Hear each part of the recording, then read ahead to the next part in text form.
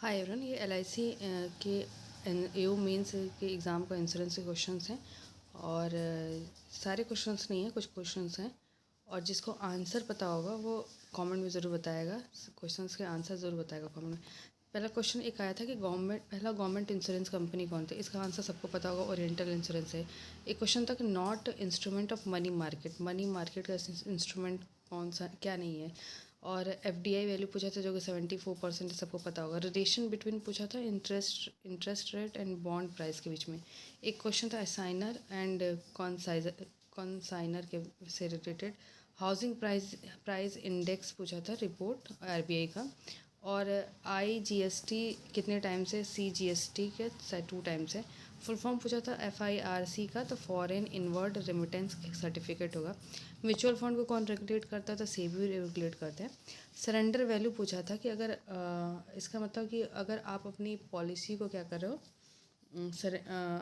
Surrender कर दे रहे हो, आप पॉलिसी कंटिन्यू नहीं कर रहे हो, तो उसका क्या आपको जो सम एश्योर्ड मिलेगा तो वो क्या होगा, सरेंडर वैल्यू का आंसर सरेंडर वैल्यू था उसका।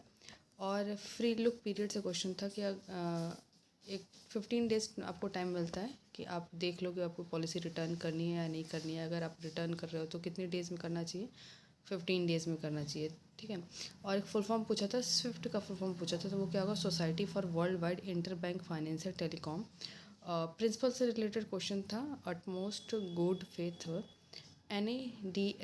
NASDAQ से इसका हेडक्वार्टर पूछा था जो कि न्यूयॉर्क है।